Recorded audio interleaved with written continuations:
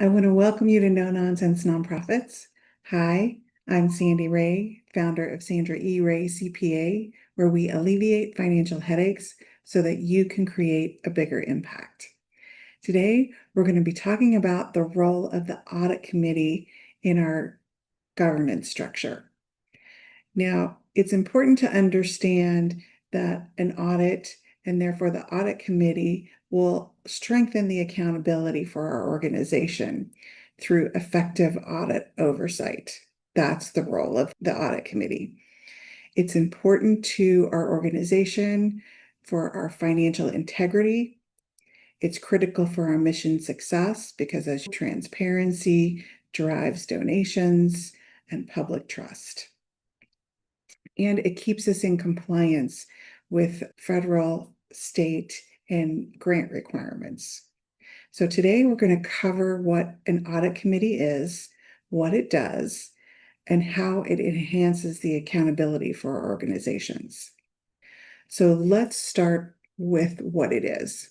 Now, the board of directors has the fiduciary responsibility for the organization. That means they're just responsible for all the finances of the organization.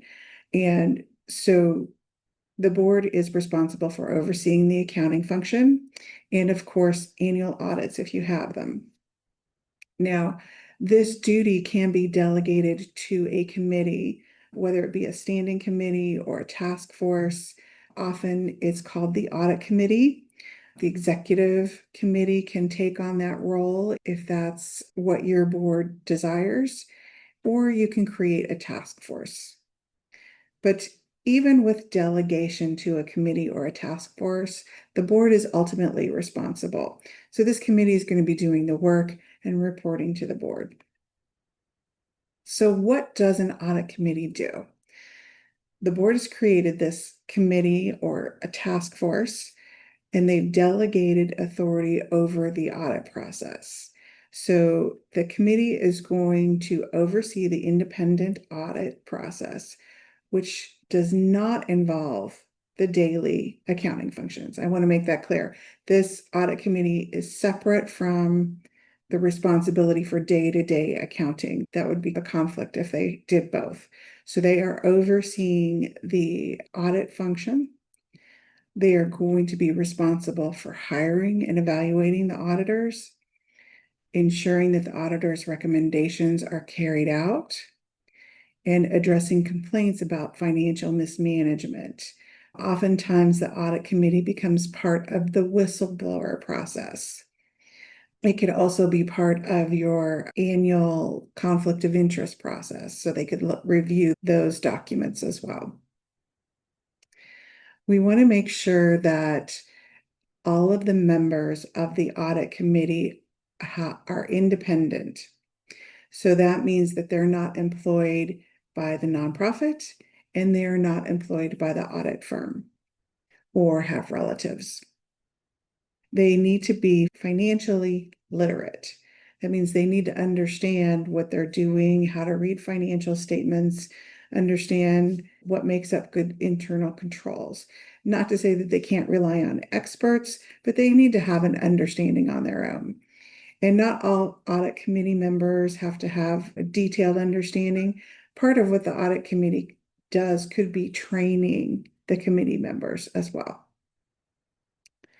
And having said that, we want to make sure at least one person is very well versed in the audit process so that they can help the other audit committee members and the audit maybe lead the committee.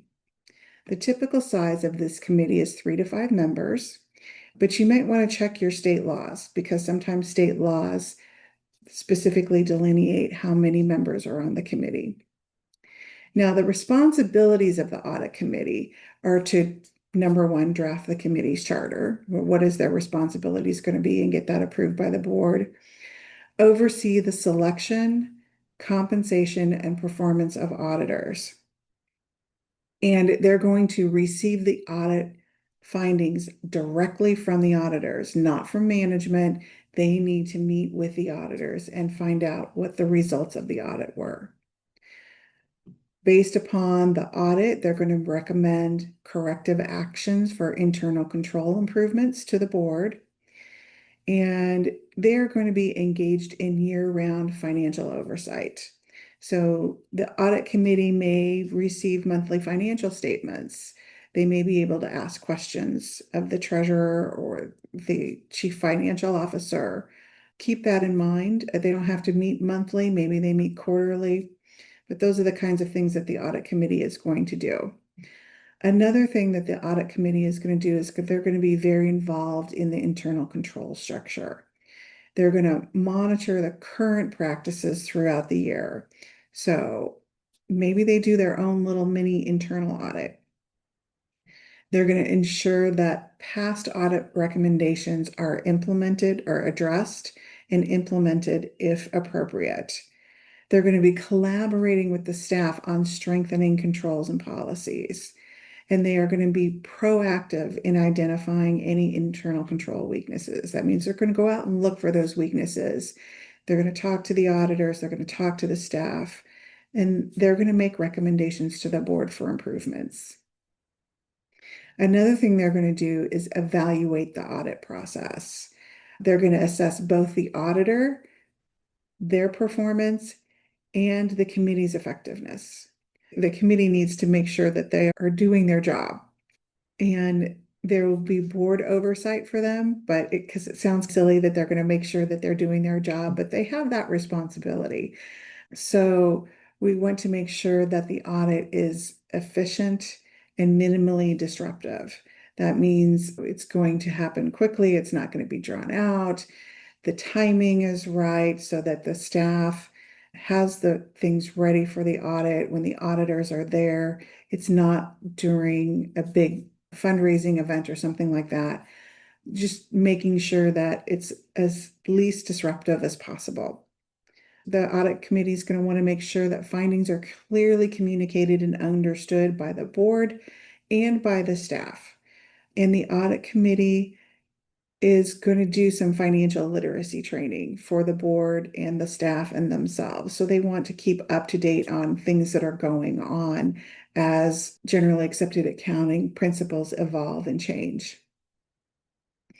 And they're going to want to evaluate the leadership and succession of leadership within itself. So if someone's getting ready to drop off, are we looking out there for other people who are qualified to be on the audit committee? Are we inviting them to participate? And then finally, many times the audit committee is going to be handling financial complaints, whether they're part of the designated whistleblower process, or like I said before, if they're reviewing the conflict of interest statements, that could be something, but that they are investigating all of that. If there are any complaints or reviewing those reports, they're investigating everything promptly and they're protecting any whistleblowers from retaliation. And then finally, they're going to report their findings on any complaints and the resolution to the board of directors. Now, an alternative to an audit committee, maybe you don't have enough volunteers to have a full-blown audit committee. The executive committee could serve as the audit committee and dealing with many of those responsibilities. Or the board could create a task force that's not necessarily a standing committee, but they'll create a group of people to address issues at a certain time. And again, we must ensure the independence and board oversight of the executive committee, the task force, just like we would the audit committee. So regardless of the structure, oversight is really important. We have to prioritize integrity and accountability. So whoever's doing this, these are the people that we want to make sure that they will prioritize the needs and roles of the committee over anything else. So I would like to invite you to review your own structures. And if you have an audit committee, revisit its charter. And if it needs to change, make those changes. Are you need to refreshen the committee members or start recruiting new committee members? And are all the committee members financially literate? Is there some training that committee members need to have? And to evaluate your effectiveness on a regular basis, maybe it's annually. What were we able to accomplish this year? What would we like to accomplish in the upcoming year? If you don't have an audit committee, consider forming a task force or assigning oversight to another board committee. Make sure that you have a whistleblower and complaint mechanism that's clearly defined. You want that policy in place so that the audit committee knows what they're doing. So I invite you to share this with your fellow board members. Discuss how you can strengthen your audit committee and your audit oversight at your next board meeting. If you have any comments on this or other topics that you would like us to cover, please let us know in the comment section below. I hope this was helpful for you. And of course, we always appreciate your likes. I want to thank you for joining me today. And remember, creating a bigger impact starts with stopping the nonsense. If you're dealing with nonsense in your nonprofit organization, we'd love to help you cut through the noise.